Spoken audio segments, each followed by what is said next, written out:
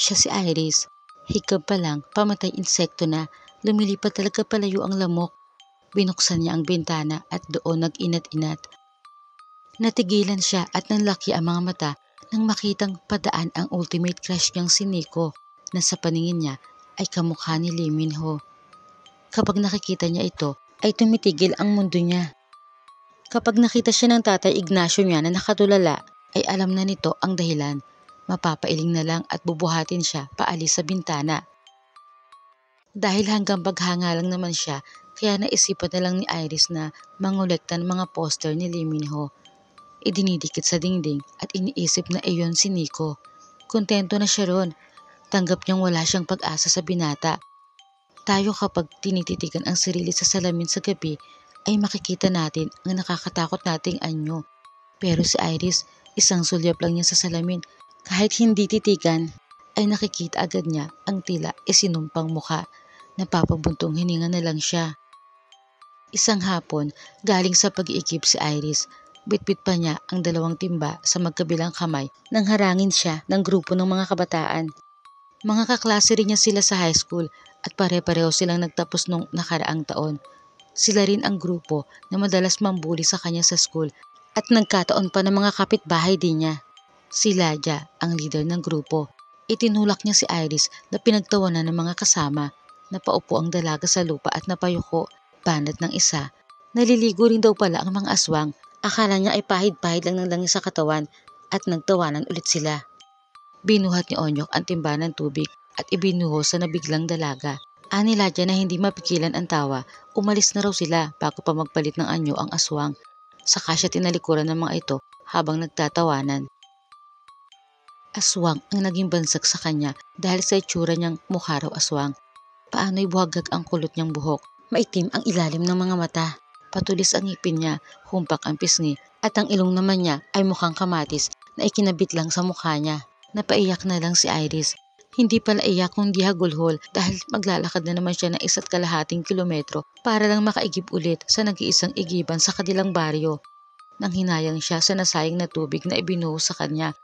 Patayo na siya nang bigla niya marinig ang isang malagong na boses na nag-aalok ng tulong. Sasamahan daw siya sa pag-iikip. Sa muling pagkakataon ay natulala na naman si Iris dahil ang nagsalita at nasa harapan niya ngayon ay walang iba kundi ang ultimate crush niyang si Nico. Para matauhan siya ay naisip ng binata na ibuhos sa kanya ang laman ng isa pang balde at doon lamang siya natauhan ulit. Sinamahan nga siya ni Nico sa pag-iikip at ipinagbuhat pa nga siya ng balde habang siya ay kumakandi-kandilit sa likuran nito sa sobrang saya at kilig. Tumitigil lang siya kapag nililingon siya ni Nico. Halos mabulunan si Iris sa pagkukwento sa tatay niya tungkol kay Nico habang kumakain siya ng tinapay na tanging hapunan nila. Anang ama, hindi naman sa winawalang pag-asa niya ang anak pero ayaw daw niyang puro asa na lang ito at sa bandang huli iiyak dahil sa lalaki. Natanong tuloy ni Iris kung umiyak din ba ang nanay niya dahil sa tatay niya. Hindi nakaimik si Tatay Ignacio nang bigla silang mapalingon sa bintana dahil sa ingay na narinig. Nagkakagulo ang mga tao, nagtatakbuhan, tapos nakita nilang may mahabol sa mga ito. Napakunot noo si Iris at tinanong ang ama kung zombie apocalypse na ba. Umiling si Tatay Ignacio at sabi, hindi mga zombies ang umaatake sa mga tao, kundi mga aswang. Nangyari na raw ang sinabi ng isang babaylan sa bundok na matapos ang pagbilog ng buwan ay maglalabasan sa mga lungga nila ang mga aswang para mambiktima. Natakot si Iris at napayakap sa tatay niya. Kinuha ng tatay niya ang buntot pagi at sinabihan si Iris na maghanda. Nagulat na lang sila nang isang aswang ang dumaan sa bintana nila. Lumundag patungo kay Tatay Ignacio at sinakmal ito. Pilit hinila ni Iris ang aswang palayo sa tatay niya. Nang mapalingon sa kanya ang aswang, ay ito pa ang napasigaw na tila natakot sa mukha niya. Nainsulto si Iris, galit na umangil na parang aswang hanggang sa tuluyang tumakas ang aswang sa bintana ulit lumundag palabas. Di wow, inis na sabi ng dalaga at saka umatungal ng iyak nang bumaling sa tatay niyang pilit inaagaw ang buhay kay kamatayan. Bago maputol ang paghinga ay nagawang ipagtapat ni Tatay Ignacio kay Iris ang katotohanan na ito ay hindi pala niya tunay na anak, kundi napulot lang niya sa tae ng kalabaw. Hindi raw niya sigurado kung ano ang lahing pinagmulan ng dalaga. Ang sigurado lang niya ay minahal niya ito at itinuring na tunay niyang anak. Ang dati ng malaking mata ng dalaga ay lalo pang nalaki sa natuklasan, hindi makapaniwala. Yumakap siya sa tatay niya sabay sabing kaya pala hindi niya ito kamukha, pati ang nanay niya na sa picture lang niya nakita. Sila mukhang tao, siya mukhang aswang.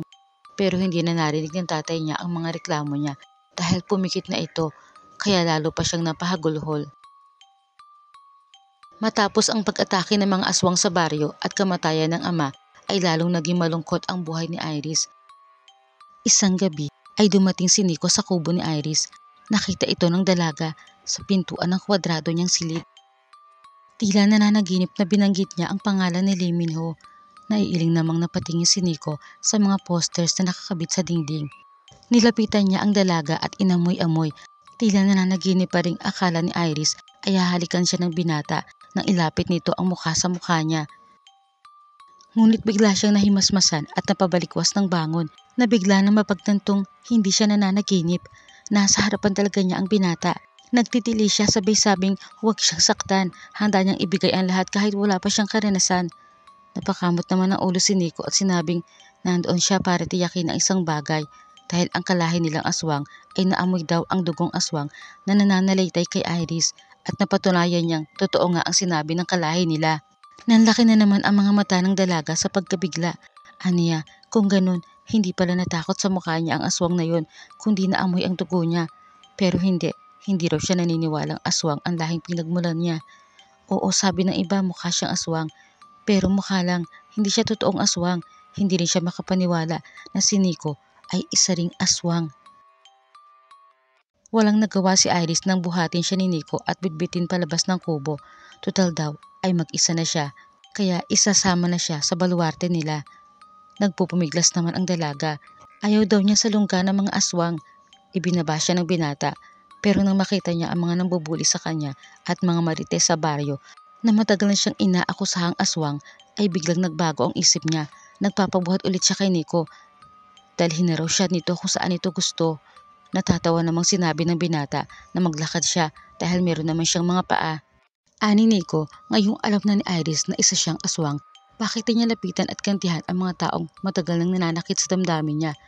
Sinubukan nga ni Iris, nilapitan niya si Lydia habang nakatalikod ito. Tinitigan ang leeg, kumuyom ang palad niya, gustong gusto na niya itong sakmalin.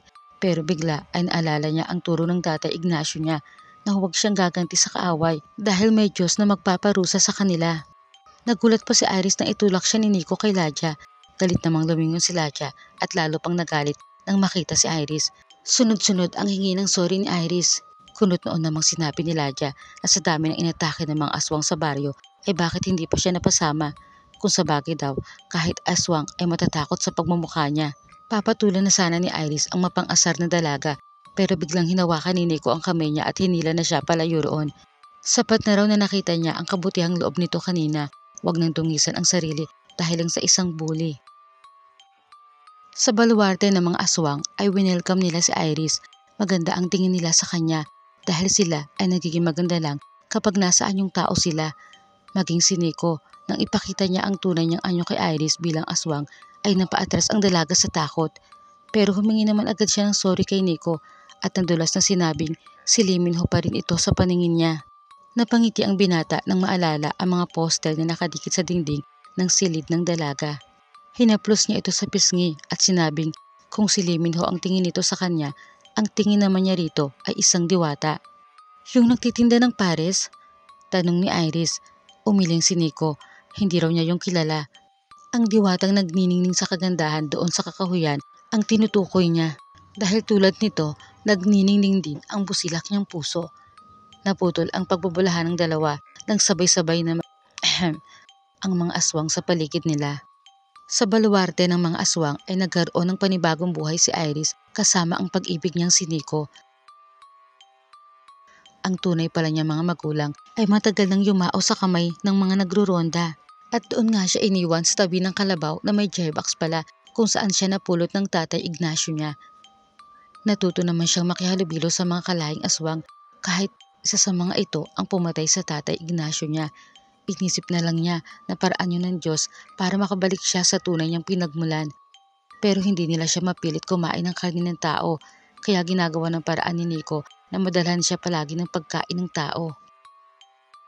Isang beses nga ay inalok siya ni Nico ng espesyal na karne, iyon daw ay siladya. Napaduwal si Iris, hindi raw siya kakain nun, lalo na kung masamang karne. Natatawang sinabi ni Nico na nagbibiro lang siya, kaya hinabol siya ni Iris.